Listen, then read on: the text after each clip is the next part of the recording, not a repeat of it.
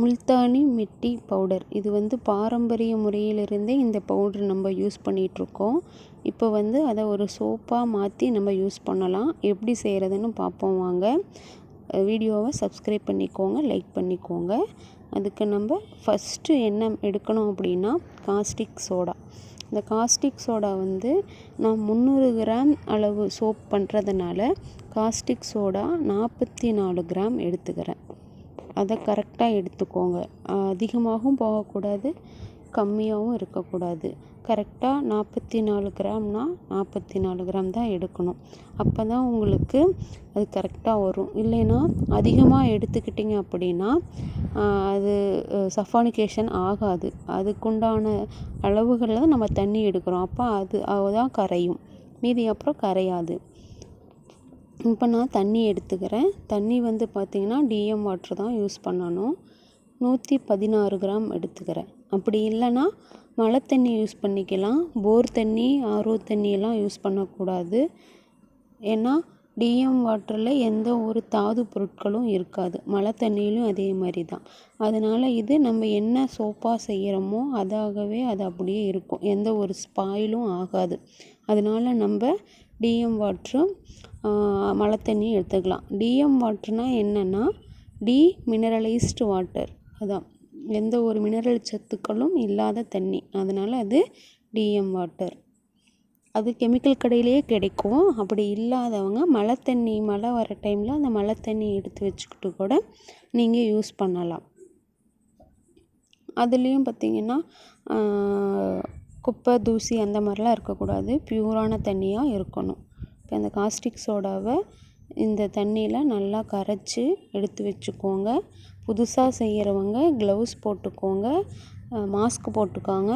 ஏன்னா ஒரு நெடி மாதிரி ஏறும், ஹீட் அதிகமாக ப்ரொடியூஸ் பண்ணும். அதனால் சேஃப்டி ரொம்ப ரொம்ப முக்கியம். குழந்தைங்கள பக்கத்தில் வச்சுக்கிட்டு பண்ணாதீங்க. இது தனியாக இருக்கக்குள்ளே பண்ணி பாருங்கள். ஏன்னா இது மேலே பட்டுச்சு அப்படின்னா பிப்பு, அரிப்பு அந்த மாதிரி வரும். நீங்கள் உடனே தண்ணி ஊற்றி கழுவிட்டீங்க அப்படின்னா அது ஒன்றும் பண்ணாது. இருந்தாலும் புதுசாக செய்கிறவங்க கையில் பட்டுருச்சு அப்படின்னா ரொம்ப பிப்பு, அரிப்பு கொடுக்கும். அதனால் க்ளவுஸ் போட்டுக்கிட்டிங்கன்னா ஒரு சேஃப்டி. பழகிட்டிங்கன்னா அதுக்கப்புறம் தேவைப்படாது. ஆனால் கட்டாயம் மாஸ்க் போட்டுக்கோங்க. இதை நான் கலக்கி எடுத்து ரூம் டெம்பரேச்சரில் அப்படியே வச்சுருங்க. நம்ம ஆயில்ஸ் எல்லாம் மெஷர் பண்ணி எடுக்கிறதுக்குள்ளே அது ரூம் டெம்பரேச்சருக்கு வந்துடும். நான் ஃபஸ்ட்டு இதை தான் கலக்கி வைக்கணும். லைவ் சொல்யூஷனை தான் கலக்கி வைக்கணும். ஆயில்ஸ் எல்லாம் மெஷர் பண்ணிவிட்டு அதுக்கப்புறமா லைவ் சொல்யூஷனை கரைச்சி வச்சிங்க அப்படின்னா ஹீட் குறையாது. அது ஹீட்டாகவே தான் இருக்கும். நீங்கள் முன்னாடியே எல்லாம் பண்ணி வைக்கக்குள்ள நல்ல ஹீட் குறைஞ்சிரும். நல்ல ஒரு பச்சை தண்ணி மாதிரி வந்துடும். அந்த காஸ்டிக் சோடா போட்டு அந்த லைவ் சொல்யூஷன் அந்த மாதிரி கலக்கி வச்சுக்கோங்க. இப்போ நான் ஆயில்ஸை மெஷர் பண்ணி எடுத்துக்கிறேன். கோகனட் ஆயில் 90 கிராம் எடுத்துக்கிறேன். 300 கிராம் சோப்புக்குண்டான அளவுகள் நான் சொல்லியிருக்கிறது.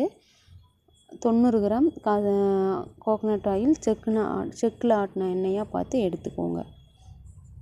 கரெக்டாக மெஷர் பண்ணி எடுங்க. அதிகமாக போனாலும் சஃபானிகேஷன் ஆகாது, எண்ணெய் நிற்கும். ஏன்னா இதில் நம்ம அந்த 300 கிராமுக்கு என்னென்ன அளவோ அதை தான் கரெக்டாக எடுத்துக்கிட்டே வரணும் ஒழிஞ்சு அதிகமாக எண்ணெய் எடுத்துக்கக்கூடாது. கோகனட் ஆயில் ஹார்ட் ஆயில், அதாவது உறையிற தன்மை இருக்குது. கேஸ்டர் ஆயிலெலாம் சாஃப்ட் ஆயில். அது உறையாது, அப்படியே தான் இருக்கும். அந்த மாதிரி கெட்டி ஆகாது. அதனால் இது நார்மல் ஸ்கின் இருக்கவங்க எல்லாருமே யூஸ் பண்ணிக்கலாம். கெட்டியாக ஆகக்கூடிய எண்ணெயெல்லாம் பார்த்திங்கன்னா ஹார்ட் ஆயில்னு சொல்லுவாங்க. அதே இதுலேயே இருக்கக்கூடிய ஆயில்ஸ் எல்லாம் பார்த்திங்கன்னா சாஃப்ட் ஆயில்ஸ்னு சொல்லுவாங்க. இப்போ சன்ஃப்ளவர் ஆயிலு, கேஸ்டர் ஆயில்னால் விளக்கெண்ணெயெல்லாம் பார்த்திங்கன்னா அப்படியே தான் இருக்கும், உறையாது. ஆனால் தேங்காய் எண்ணெய், பாம் ஆயிலெலாம் பார்த்திங்கன்னா கெட்டி ஆகிடும். அதெல்லாம் ஹார்ட் ஆயில்ஸு. இதுதான் ஹார்ட் ஆயில், சாஃப்ட் ஆயில்ஸ்னு சொல்லுவாங்க. நம்ம அதை ரெண்டையும் ஒரே அளவில் எடுக்கக்கூடாது. ஹார்ட் ஆயில்ஸ் அதிகமாக எடுத்திங்கன்னா சாஃப்ட் ஆயில்ஸ் கம்மியாக தான் எடுக்கணும். அப்போ தான் அது நமக்கு கரெக்டான பாராக கிடைக்கும். நான் சொன்ன அளவுலேயே நீங்கள் ஒரு டைம் செஞ்சு பாருங்கள். நான் 100 கிராமுக்கு டிஸ்கிரிப்ஷனில் கொடுக்குறேன். இப்போ இருக்கிற அளவெல்லாம் பார்த்தீங்கன்னா 300 கிராமுக்கு கொடுத்துருக்கேன். இது பாம் ஆயில். பாம் ஆயில் வந்து 120 கிராம் எடுத்துக்கிறேன். இது இப்படி கெட்டியாகவும் நம்ம யூஸ் பண்ணி நல்லா கலக்கிக்கலாம். இல்லை நான் கெட்டியாக இருக்குன்னா லைட்டாக ஹீட் பண்ணி அதை உருக்கி கூட நீங்கள் யூஸ் பண்ணிக்கலாம். அது உங்கள் விருப்பம். கெட்டியாக யூஸ் பண்ணாலும் ஓகே தான். இல்லை லைட்டாக வெதுன்னு ஹீட் பண்ணி அதை உருக்கி இதில் சேர்த்துக்கிட்டிங்கனாலும் ஒன்றும் பிரச்சனை இல்லை. ஏன்னா இது நம்ம ஒன்றோட ஒன்று நல்லா கலக்க தான் போகிறோம். அதனால் எந்த ஒரு பிரச்சனையும் இல்லை. இப்படி கெட்டியாக இருக்கக்குள்ளே நீங்கள் சேர்க்கக்குள்ள ஹார்ட் ஆயில்ஸ் அப்படின்னாவே அது ரூம் டெம்பரேச்சருக்கு கெட்டி ஆகிடும். அதனால் அது ஒன்றும் பிரச்சனை இல்லை. இப்போது கேஸ்டர் ஆயில் ஆட் பண்ணிக்கிறேன். இது எவ்வளோ சேர்க்கணும் அப்படின்னா 30 கிராம் சேர்க்கணும். அதையும் அளவு கரெக்டாக பார்த்து எடுத்துக்கோங்க. குறையவும் கூடாது, அதிகமாகவும் கூடாது. ஏன்னா அப்போ தான் வந்து கரெக்டாக வரும். 30 கிராம் கரெக்டாக மெஷர் பண்ணி எடுத்துக்கோங்க. கொஞ்சம் டைம் ஆனாலும் பரவாயில்ல, ஆனால் கரெக்டாக எடுத்துக்கோங்க. எடுத்ததுமே வேகமாக ஊற்றிட்டிங்க அப்படின்னா திருப்பி நம்ம ஒரே இதில் எல்லா எண்ணெயும் நம்ம எடுக்கிறதுனால திருப்பி எடுக்க முடியாது. தனித்தனியாக அளந்து கூட நீங்கள் சேர்த்துக்கோங்க. ஃபஸ்ட் டைம் செய்கிறீங்க அப்படின்னா தனித்தனியாக அளந்து கூட ஒன்றா கலந்துக்கோங்க. இப்போ ரைஸ் பிராண்ட் ஆயில் வந்து 30 கிராம் எடுத்திருக்கேன். இப்படி ஒட்டுக்கா ஊற்றக்குள்ளே இதுதான் பிரச்சனை. என்ன பண்ணணுன்னா நம்ம கரெக்டாக ஊற்றணும். அதிகமாக போயிடுச்சுன்னா எடுக்க முடியாது. தனித்தனியாக எடுக்கக்குள்ளே அதிகமாக இருந்தால் மறுபடியும் எக்ஸ்ட்ரா ஊற்றி கூட நம்ம எடுத்துக்கலாம். உங்களுக்கு எப்படி கரெக்டாக நீங்கள் ஊற்றுவீங்க அப்படின்னா ஒரே இதில் எடுத்துக்கோங்க. அடுத்தது சன்ஃப்ளவர் ஆயில் எடுத்துக்கலாம். இன்றைக்கி சூஸ் பண்ணியிருக்கக்கூடிய ஆயில் பார்த்திங்கன்னா 5 ஆயில்ஸ் எடுத்திருக்கோம். நான் நார்மல் ஸ்கின்னுக்கு அந்த 5 ஆயில்ஸ் தான் எல்லாத்துலேயுமே நான் யூஸ் பண்ணிகிட்ருக்கேன். அதில் 100 கிராமுக்கு ஒரு அளவு, 300 கிராமுக்கு ஒரு அளவு, 500 கிராமுக்கு ஒரு அளவு, இதை மட்டும்தான் நான் மாற்றிக்குவேன். மற்றபடி ஆயில்ஸை நான் எதுவும் மாற்றலை. ஏன்னா இது ஈஸியாக கிடைக்கிது. அதனால் நான் இதை வச்சே யூஸ் பண்ணி செஞ்சுக்கிறேன். இப்போ சன்ஃப்ளவர் ஆயில் வந்து 30 கிராம் எடுத்துக்கிறேன். இதில் வந்து நீங்கள் ஷியா பட்டர் யூஸ் பண்ணலாம், வெண்ணெய் யூஸ் பண்ணலாம். இந்த மாதிரி யூஸ் பண்ணக்குள்ளே பார்த்தீங்கன்னா நீங்கள் ஆயில்ஸை கம்மி பண்ணிக்கிட்டு பட்டர் சேர்த்துக்கலாம். இப்போ நான் எல்லா ஆயில்ஸுமே அளந்து எடுத்துக்கிட்டேன். இப்போ அந்த ஆயில்ஸ் வந்து ஒன்றோட ஒன்று நல்லா கலக்கணும். அதுக்கு நான் இந்த மாதிரி மினி பிளெண்டர் யூஸ் பண்ணிக்கிறேன். மினி பிளெண்டர் இருக்கணும்னு அவசியம் இல்லை. கையில் கலக்கக்குள்ளே உங்களுக்கு டைம் ஆகும். ஒரு 30லேருந்து 40 நிமிஷம் இப்படி கலக்கிக்கிட்டே இருந்தால் தான் அது நல்லா ஒன்றோட ஒன்று கலக்கி வரும். இல்லைன்னா மேலே எண்ணெய் நிற்கும். ஏன்னா 5 எண்ணெயும் நல்லா கலக்கணும். அது நல்லா கலக்கக்குள்ளே தான் நமக்கு அது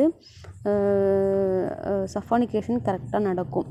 நம்ம ஊற்றின எண்ணெய் வந்து தனித்தனியாக நின்றுச்சு அப்படின்னா எண்ணெய் மேலே நிற்கிற மாதிரி இருக்கும். அதுக்காக நம்ம இப்படி நல்லா கலக்கிக்கிறோம். பிளெண்டர் தான் போடணுங்கிறது இல்லை, கையிலேயே நல்லா கலக்கிக்கலாம். இப்போ நம்ம ஹீரோவான அந்த முல்தானி மெட்டி பவுட்ரு இன்க்ரீடியண்ட்டை எடுத்துக்கலாம். அது வந்து நம்ம முகத்தில் இருக்கக்கூடிய எக்ஸஸாக ஆயில்ஸையும் கண்ட்ரோல் பண்ணும். அந்த புள்ளியாக இருக்குது பார்த்திங்களா, அந்த போர்ஸை எல்லாமே க்ளோஸ் பண்ணுறதுக்கு இந்த முல்தானி மெட்டி பவுட்ரு வந்து யூஸ்ஃபுல்லாக இருக்குது. பிளாக் டாட்ஸ் வந்து மறையிறதுக்கும் யூஸ்ஃபுல்லாக இருக்குது. இதை வந்து முல்தானி மெட்டி பவுடரில் ரோஸ் வாட்டர் மிக்ஸ் பண்ணி பேக்காக போடுவாங்க.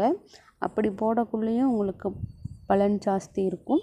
இந்த மாதிரி சோப்பாக செஞ்சு யூஸ் பண்ணக்குள்ளேயும் உங்களுக்கு பெனிஃபிட் இருக்கும்.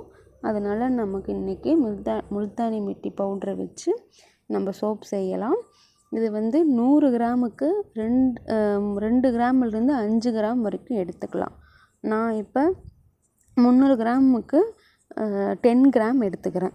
3 கிராம் கணக்கு பண்ணி நான் 10 கிராம் எடுத்துக்கிறேன் முல்தானி மெட்டி பவுட்ரு. 5 கிராம் வரைக்கும் கூட எடுத்துக்கலாம். ரொம்ப அதிகமாகவும் இருக்கக்கூடாது. அதுக்கு மேலே நீங்கள் எடுத்துக்கக்கூடாது. அது கரெக்டாக அந்த 2 கிராம்லேருந்து 5 கிராமுக்குள்ளே தான் எடுக்கணும். அப்போ தான் அது வந்து கரெக்டாக இருக்கும். இல்லைன்னா பவுடர் ரொம்ப ஜாஸ்தியாக போயிடும். இப்போ நான் 10 கிராம் எடுத்த பவுட்ரை நம்ம கலக்கி வச்ச அந்த ஆயில்ஸோட தனித்தனியாக நிற்காத மாதிரி ஃபுல்லாக நல்லா கலக்கி எடுத்துக்கோங்க. கட்டி கட்டியாக இருக்கக்கூடாது. இப்படி கொட்டி எனக்கு பிளெண்டர் இருக்கனால நான் என்ன பண்ணுறேன்னா அப்படியே கொட்டி கலக்கிக்கலாம். மினி பிளெண்டர் இல்லை அப்படின்னா என்ன பண்ணிங்கன்னா அதோட ட்ரிக் என்னென்னா பவுட்ரில் இதிலிருந்து கொஞ்சமாக ஆயில்ஸ் அதில் அந்த பவுட்ரில் எடுத்து ஊற்றி ஒரு கரண்டியில் நல்லா மிக்ஸ் பண்ணிங்க அப்படின்னா எண்ணெயில் ஃபஸ்ட்டு அந்த பவுட்ரு நல்லா கட்டி இல்லாத கலக்கிடும். அந்த கலக்கின அந்த பவுட்ரு எண்ணெயுமே மறுபடியும் இந்த எண்ணெயில் நீங்கள் கலந்தீங்க அப்படின்னா கட்டி வராது. கட்டி இல்லாத நல்லா கையிலேயே கலக்கிக்கலாம். அப்படி இல்லாதவங்க நீங்கள் இந்த முறையில் ட்ரை பண்ணி பாருங்கள். நமக்கு நிறையா எண்ணெயில் கொஞ்சோண்டு பவுட்ரு போடக்குள்ளே கட்டி கட்டியாக நிற்கும். அதனால் அந்த பவுட்ரு அளந்த அந்த இதில் கொஞ்சோண்டு எண்ணெய் ஊற்றி ஃபஸ்ட்டு அந்த பவுட்ரு நல்லா மிக்ஸ் பண்ணிவிட்டு அதுக்கப்புறம் இதோடு கலந்து நீங்கள் யூஸ் பண்ணிங்க அப்படின்னா கட்டி கட்டியாக வராது. இப்போ பிளெண்டர் இருக்கனால நான் அப்படியே கொட்டி கலக்கிக்கிறேன். கரண்டியில் கலக்கக்குள்ளே இந்த மாதிரி பண்ணிக்கோங்க. கரண்டி வந்து ஈயக்கரண்டி குண்டாலாம் யூஸ் பண்ணக்கூடாது. சில்வர் கரண்டி, சிலிக்கான் கரண்டி இல்லைன்னா சில்வர் கரண்டி கூட யூஸ் பண்ணிக்கலாம். பிளாஸ்டிக் கூட யூஸ் பண்ணிக்கலாம். ஈய பாத்திரம் மட்டும் யூஸ் பண்ணக்கூடாது. நீங்கள் யூஸ் பண்ணுற பொருள் வந்து ஈய பாத்திரமாக இருக்கக்கூடாது. இப்போ நான் அந்த லைவ் சொல்யூஷனை நல்லா ஃபில்ட்ரு பண்ணி வடித்து எடுத்துக்கோங்க. அப்போ தான் வந்து சப்போஸ் கரையாத இருக்கக்கூடிய இதெல்லாம் வந்து அதில் இருக்காது. அது வந்து அப்புறம் சஃபானிகேஷன் ஆகாது, அப்படியே நின்றும். கரைஞ்சால் மட்டும்தான் கரெக்டாக சஃபானிகேஷன் ஆகும். இப்போ அதை நல்லா ஃபுல்லாக கலக்கி ஒரு தோசை மாவு வர வரைக்கும் கலக்கி எடுத்துக்கோங்க. கைவிடாத கலக்கிக்கிட்டே இருங்க. அப்போ தான் அது கரெக்டாக ஆயில்ஸோட அந்த லைவ் வந்து கரெக்டாக செட் ஆகும். நீங்கள் கலக்கிட்டே இருக்கக்குள்ள பார்த்திங்கன்னா ஃபஸ்ட்டு லூஸ் ஆகும். டைம் ஆக ஆக கொஞ்சம் லைட்டாக உங்களுக்கு கெட்டி ஆகிற மாதிரி ஒரு ஃபீல் வரும் கையில் கலக்கக்குள்ளே. ஒரு 20லேருந்து 30 நிமிஷம் கலக்கிக்கிட்டே இருந்தீங்க அப்படின்னா அது நல்லா கெட்டி ஆகிடும். அப்படி மேலே ஒரு லைன் மாதிரி போட்டு பார்த்தீங்கன்னா தெரியும், ஒரு மாதிரி கோடு வந்து கெட்டியாக விழுகும். முதல்ல இருந்ததுக்கும் நீங்கள் 20 நிமிஷம் 30 நிமிஷம் கலந்ததுக்கும் உங்களுக்கு ஒரு அந்த சேஞ்சஸ் தெரியும். அந்த டைமில் என்ன பண்ணுறீங்கன்னா எசென்ஷியல் ஆயில் இல்லைன்னா ஃப்ராக்ரன்ஸ் ஆயில் எது வேணாலும் நீங்கள் கலந்துக்கலாம். அது வந்து ஸ்மெல்லுக்காக தான் ஃப்ராக்ரன்ஸ் யூஸ் பண்ணுறோம். எசென்ஷியல் ஆயில் பெனிஃபிட்காக யூஸ் பண்ணுறோம். உங்களுக்கு என்ன ஃப்ளேவர் பிடிக்குமோ அதை நீங்கள் ஆட் பண்ணிக்கலாம். அதுவுமே அதே மாதிரி தான் 2லேருந்து 5 கிராமுக்குள்ளே தான் யூஸ் பண்ணணும் 100 கிராமுக்கு. எனக்கு ஸ்மெல் அதிகமாக வேண்டாம் அப்படிங்கிறதுனால நான் 5 கிராம் மட்டும் எடுத்துக்கிறேன். ஏன்னா இந்த முல்தானி மெட்டியிலே ஒரு நல்ல ஸ்மெல் இருக்கும். அதனால் நான் 5 கிராம் மட்டும் ரோஸ் ஃப்ராக்ரன்ஸ் எடுத்துக்கிறேன். இன்னும் பெனிஃபிட்டாக வேணும்னா எசென்ஷியல் ஆயில் கூட நீங்கள் யூஸ் பண்ணிக்கலாம். எசென்ஷியல் ஆயில் யூஸ் பண்ணக்குள்ளே ஃப்ராக்ரன்ஸ் நீங்கள் யூஸ் பண்ணாதையே கூட விட்டுறலாம். இல்லை எசென்ஷியல் ஆயில் இல்லை அப்படின்னா ஃப்ராக்ரன்ஸ் யூஸ் பண்ணிக்கோங்க. எதுவுமே அதிகமாக மனம் கொடுக்கக்கூடிய பொருள் வந்து நல்லது கிடையாது. இருந்தாலும் கொஞ்சமாவது மைல்டாக ஃப்ராக்ரன்ஸ் இருந்தால் தான் நல்லாயிருக்கும். அப்படிங்கிறதுனால நான் கம்மியாக எடுத்துக்கிறேன். 5 கிராம் மட்டும் எடுத்துட்டு நான் இதில் சேர்த்துக்கிறேன். நல்லா கலக்கி எடுத்துக்கோங்க. எசென்ஷியல் ஆயில் சேர்த்ததுக்கப்புறமும் ஃப்ராக்ரன்ஸ் ஆயில் சேர்த்துனதுக்கப்புறமும் நல்லா கலக்கி எடுத்துக்கோங்க. அது ஒரு தோசை மாவு பதத்துக்கு வந்தால் மட்டும்தான் மோல்டில் ஊற்றணும். அதை வரைக்கும் நீங்கள் மிக்ஸ் பண்ணிகிட்டே தான் இருக்கணும்.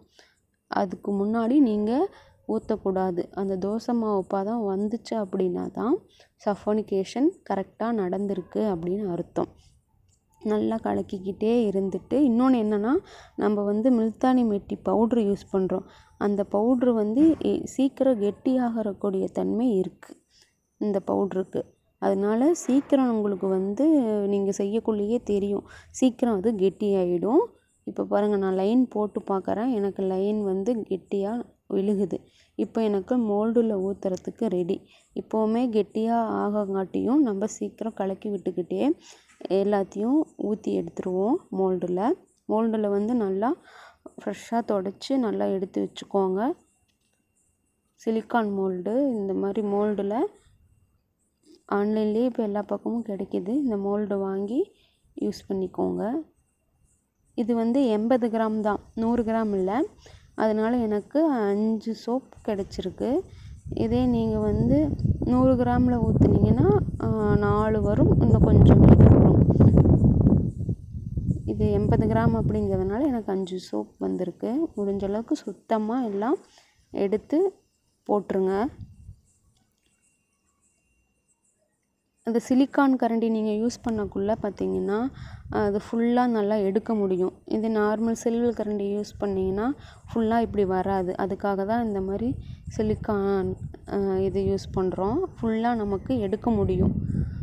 இது எங்கேயும் மிச்சம் இருக்காது, வேஸ்ட் ஆகாது. ஃபுல்லாத்தையும் நம்ம வலித்து அதில் போடக்குள்ளே நமக்கு வேஸ்ட் ஆன மாதிரி தெரியாது. இப்போ நான் இதை அப்படியே 24 மணி நேரம் ரெஸ்ட் பீரியடில் நம்ம அப்படியே விட்டுறணும். இப்போ நான் விட்டதுக்கப்புறம் எடுத்து காட்டுறேன் பாருங்கள் எனக்கு எப்படி வந்திருக்கு அப்படின்னு. முல்தானி மிட்டி சோப் எனக்கு அன்மோல்டு எப்படி ஆகுதுன்னு பாருங்கள். ஒட்டவே இல்லை, எங்கேயுமே சூப்பராக வந்திருக்கு. இதெல்லாம் ஆயில்ஸ் எல்லாம் கரெக்டாக பண்ணதுனால தான் இந்த மாதிரி ஒட்டலை. நீங்கள் ஆயில்ஸ் முன்ன பின்ன அதிகமாகவோ கம்மியாகவோ எடுத்துக்கிட்டிங்கன்னா உங்களுக்கு இந்த மாதிரி வராது. ஆயில்ஸ் அதிகமாக எடுத்துக்கிட்டிங்கன்னா தண்ணி அதிகமாக எடுத்தாலும் போய் ஒட்டிக்கும். உங்களுக்கு 24 மணி நேரத்தில் அன்மோல்டே ஆகாது. நீங்கள் இன்னும் கொஞ்சம் டைம் விட்டு எடுக்கிற மாதிரி இருக்கும். கரெக்டான தண்ணி, கரெக்டான அளவு எண்ணெயை எடுத்து நீங்கள் மிக்ஸ் பண்ணி இப்போ நான் சொன்ன ப்ரொசீஜர்லேயே பண்ணிங்க அப்படின்னா உங்களுக்கு சோப் கரெக்டாக வரும். யூஸ் பண்ணி பாருங்கள். இதை வந்து நம்ம உடனே யூஸ் பண்ணக்கூடாது. 45 நாள் க்யூரிங்கில் வச்சு தான் யூஸ் பண்ணணும். 3 வயசுலேருந்து எல்லாருமே யூஸ் பண்ணலாம்.